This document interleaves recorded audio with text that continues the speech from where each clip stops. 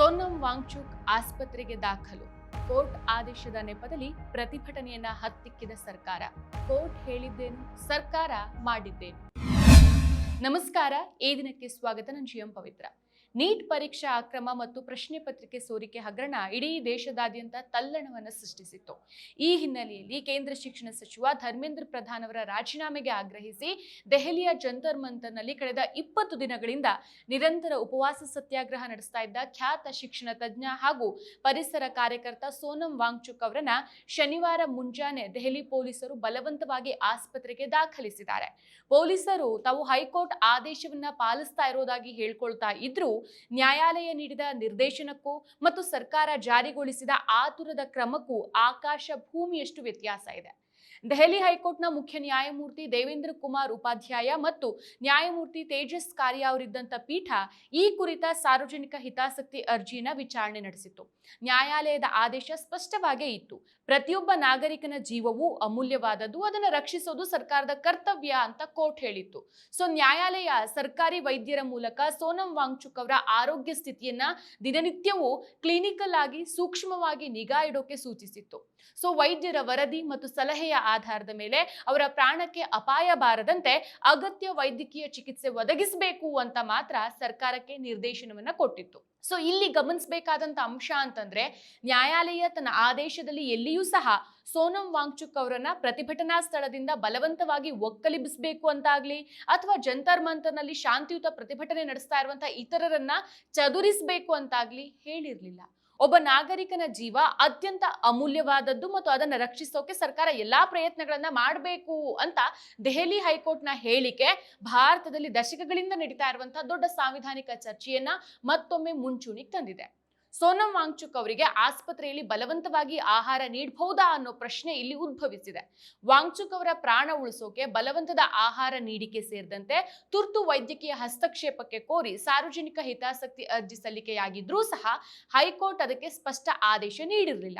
So ಭಾರತೀಯ ಕಾನೂನಿನಲ್ಲಿ ರಾಜಕೀಯ ಉಪವಾಸ ಸತ್ಯಾಗ್ರಹ ನಡೆಸುವಂತಹ ಮಾನಸಿಕವಾಗಿ ಆರೋಗ್ಯವಂತ ವ್ಯಕ್ತಿಗೆ ಬಲವಂತವಾಗಿ ಆಹಾರ ನೀಡೋದನ್ನ ಕಡ್ಡಾಯಗೊಳಿಸುವ ಅಥವಾ ನಿಷೇಧಿಸುವಂತಹ ಯಾವುದೇ ನಿರ್ದಿಷ್ಟ ಕಾನೂನು ಇಲ್ಲ.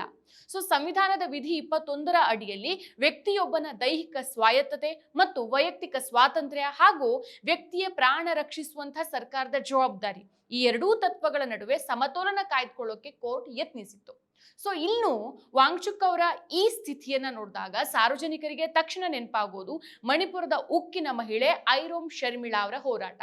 ಅಫ್ಸಾ ಕಾಯ್ದೆ ವಿರುದ್ಧ 16 ವರ್ಷಗಳ ಕಾಲ ಉಪವಾಸ ಸತ್ಯಾಗ್ರಹ ನಡೆಸಿದಂತಹ ಶರ್ಮಿಳಾ ಅವರನ್ನ ಆಗಿನ ಆತ್ಮಹತ್ಯೆ ಯತ್ನದ ಕಾನೂನಿನ ಅಡಿ ಬಂಧಿಸಿ ಮೂಗಿನ ಮೂಲಕ ಟ್ಯೂಬ್ ಹಾಕಿ ಬಲವಂತವಾಗಿ ಜೀವವನ್ನು ಉಳಿಸಲಾಗಿತ್ತು.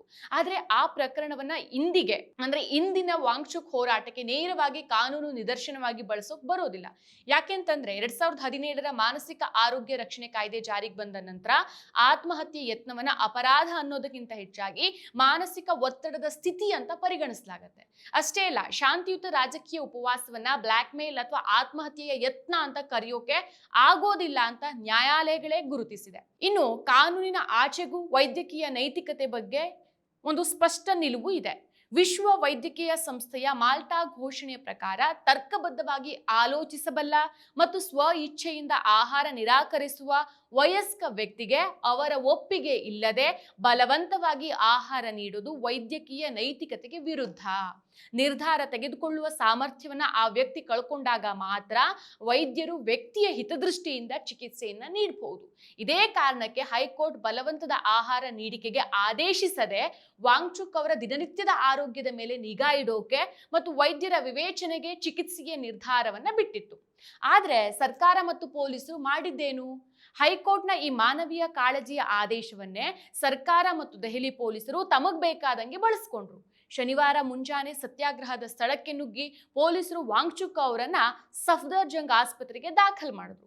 ಕೇವಲ ಚಿಕಿತ್ಸೆ ನೀಡೋದಕ್ಕಷ್ಟೇ ಸೀಮಿತವಾಗದ ಪೊಲೀಸರು ತಕ್ಷಣವೇ ಜಂತರ್ ಮಂತರ್ನ ಇಡೀ ಪ್ರತಿಭಟನಾ ಸ್ಥಳವನ್ನ ಭಾರೀ ಪೊಲೀಸ್ ಬಂದೋಬಸ್ತ್ ಕೋಟೆಯನ್ನಾಗಿ ಮಾರ್ಪಡಿಸಿದ್ರು. ಅಲ್ಲಿ ನೆರೆದಿದ್ದಂತಹ ಬೆಂಬಲಿಗರನ್ನ ಮತ್ತು ಕಾಕ್ರೋಚ್ ಜನತಾ ಪಾರ್ಟಿ ಕಾರ್ಯಕರ್ತರನ್ನ ಅಲ್ಲಿಂದ ತೆರವುಗೊಳಿಸೋಕೆ ಕಟ್ಟುನಿಟ್ಟಿನ ಕ್ರಮ ಕೈಗೊಂಡ್ರು. ನ್ಯಾಯಾಲಯದ ಆದೇಶವನ್ನ ಪ್ರತಿಭಟನೆಯನ್ನ ಹತ್ತಿಕ್ಕೋ ಆಯುಧವನ್ನಾಗಿ ಸರ್ಕಾರ ಬಳಸ್ಕೊಂಡಿತು ಅನ್ನೋದು ಇಲ್ಲಿ ಸ್ಪಷ್ಟವಾಗತ್ತೆ. ಸೊ ಸೋನಂ ವಾಂಗ್ಚುಕ್ ಅವರನ್ನ ಪೊಲೀಸರು ಬಲವಂತವಾಗಿ ಆಸ್ಪತ್ರೆಗೆ ಕರೆದೊಯ್ದ ತಕ್ಷಣ ಪ್ರತಿಭಟನೆಯ ಕಿಚ್ಚು ಆರ್ಹೋಗ್ಲಿಲ್ಲ. ವಾಂಗ್ಚುಕ್ ಅವರ ಅನುಪಸ್ಥಿತಿಯಲ್ಲಿ ಹೋರಾಟದ ನಾಯಕತ್ವ ವಹಿಸಿಕೊಂಡಿರುವಂತಹ ಅಭಿಜಿತ್ ದೀಪ್ಗೆ ಜಂತರ್ ಮಂತರ್ನಲ್ಲೇ ತಕ್ಷಣದಿಂದ ಜಾರಿಗೆ ಬರುವಂತೆ ಅನಿರ್ದಿಷ್ಟಾವಧಿ ಉಪವಾಸ ಸತ್ಯಾಗ್ರಹವನ್ನು ಶುರು ಮಾಡಿದ್ದಾರೆ.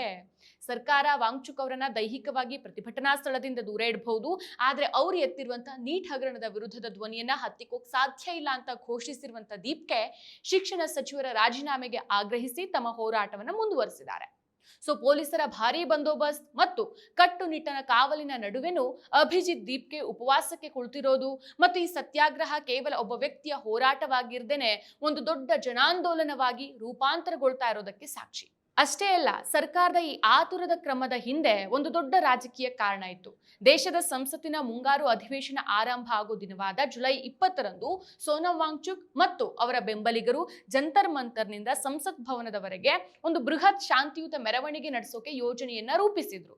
ತಮ್ಮ ಉಪವಾಸದ 20ನೇ ದಿನದಂದು ಅಂದ್ರೆ ನಿನ್ನೆ ವಿಡಿಯೋ ಸಂದೇಶ ನೀಡಿದಂಥ ವಾಂಗ್ಚುಕ್ ಅವರು, ನನ್ನ ದೇಹದ 20% ಭಾಗ ಕರಗಿ ಹೋಗಿದೆ, ನಾನು ದೈಹಿಕವಾಗಿ ದುರ್ಬಲನಾಗಿದ್ರು ಆಂತರಿಕವಾಗಿ ಗಟ್ಟಿಯಾಗಿದ್ದೇನೆ, ಜುಲೈ 20ರವರೆಗೆ ನಾನು ಯಾವುದೇ ಪರಿಸ್ಥಿತಿಯಲ್ಲೂ ಪ್ರಾಣವನ್ನ ಉಳಿಸ್ಕೊಂಡಿರ್ತೇನೆ, ನೀವೆಲ್ಲರೂ ಬೃಹತ್ ಸಂಖ್ಯೆಯಲ್ಲಿ ಬಂದು ಈ ಸಂಸತ್ ಮೆರವಣಿಗೆನ ಯಶಸ್ವಿಗೊಳಿಸಬೇಕು ಅಂತ ದೇಶದ ಜನತೆಗೆ ಕರೆ ಕೊಟ್ಟಿದ್ರು. ಅಧಿವೇಶನ ಆರಂಭದ ದಿನವೇ ದೇಶದ ಗಮನ ಸೆಳೆಯುವಂತಹ ಈ ಬೃಹತ್ ಮೆರವಣಿಗೆ ನಡೆದ್ರೆ ಸರ್ಕಾರಕ್ಕೆ ಮುಜುಗರ ಆಗತ್ತೆ ಮತ್ತು ನೀಟ್ ಹಗರಣದ ತೀವ್ರತೆ ಸಂಸತ್ತಿನ ಒಳಗೂ ಹೊರಗೂ ಪ್ರತಿಧ್ವನಿಸುತ್ತೆ ಅಂತ ಹೆದರಿದ್ದಂತಹ ಕೇಂದ್ರ ಸರ್ಕಾರ ಜುಲೈ 20ರ ಮೆರವಣಿಗೆಗೂ ಮೊದಲೇ ವಾಂಗ್ಚುಕ್ ಅವರನ್ನ ಅಲ್ಲಿಂದ ಸರಿಸೋ ಪ್ಲಾನ್ ಮಾಡ್ತು. ಸೊ ಸೋನಂ ವಾಂಗ್ಚುಕ್ ಅವರ ಆರೋಗ್ಯ ಸ್ಥಿತಿ ಹದಗೆಡ್ತಾ ಇದ್ದಂತೆ ಅರವಿಂದ್ ಕೇಜ್ರಿವಾಲ್, ಅಖಿಲೇಶ್ ಯಾದವ್, ಸುಪ್ರಿಯಾ ಸುಳೆ, ಪವನ್ ಖೇರಾ ಮುಂತಾದವರು ಜಂತರ್ ಮಂತರ್ಗೆ ಭೇಟಿ ಕೊಟ್ಟು ಬೆಂಬಲವನ್ನ ಸೂಚಿಸಿದ್ರು. ಸೊ ವಿಪಕ್ಷಗಳು ಸಂಸತ್ತಲ್ಲಿ ಈ ವಿಷಯವನ್ನ ಪ್ರಸ್ತಾಪಿಸೋಕೆ ಸಜ್ಜಾಗ್ತಾ ಇದ್ವು. ಒಟ್ಟಾರೆಯಾಗಿ ಹೇಳೋದಾದ್ರೆ ಸೋನಂ ವಾಂಗ್ಚುಕ್ ಅವರ ಹೋರಾಟ ಕೇವಲ ಒಬ್ಬ ವ್ಯಕ್ತಿಯ ಉಪವಾಸ ಆಗಿರಲಿಲ್ಲ, ಅದು ದೇಶದ ಲಕ್ಷಾಂತರ ವಿದ್ಯಾರ್ಥಿಗಳ ಭವಿಷ್ಯದ ಧ್ವನಿಯಾಗಿತ್ತು. ಆದ್ರೆ ಸರ್ಕಾರ ವಿದ್ಯಾರ್ಥಿಗಳ ಹಿತರಕ್ಷಣೆ ಮತ್ತು ಹಗರಣದ ನೈತಿಕ ಹೊಣೆಯನ್ನು ಹೊರೋ ಬದಲಾಗಿ ಹೈಕೋರ್ಟ್ನ ಆರೋಗ್ಯ ರಕ್ಷಣೆಯ ಆದೇಶದ ನೆಪವನ್ನ ಇಟ್ಟುಕೊಂಡು ಪ್ರತಿಭಟನೆಯ ಧ್ವನಿಯನ್ನೇ ಅಡಗಿಸೋಕೆ ಯತ್ನಿಸ್ತಾ ಇದೆ ಅನ್ನೋದು ಮತ್ತೊಮ್ಮೆ ಸಾಬೀತಾಗಿದೆ. ಮತ್ತಷ್ಟು ವಿಶೇಷ ವಿಡಿಯೋಗಳನ್ನು ನೋಡಲು ಮತ್ತು ಹೊಸ ವಿಡಿಯೋಗಳ ಬಗ್ಗೆ ತಿಳಿಯಲು ಈ ದಿನ .com ಯೂಟ್ಯೂಬ್ ಚಾನೆಲ್ ಸಬ್ಸ್ಕ್ರೈಬ್ ಮಾಡಿ ಮತ್ತು ಬೆಲ್ ಐಕಾನ್ ಕ್ಲಿಕ್ ಮಾಡಿ.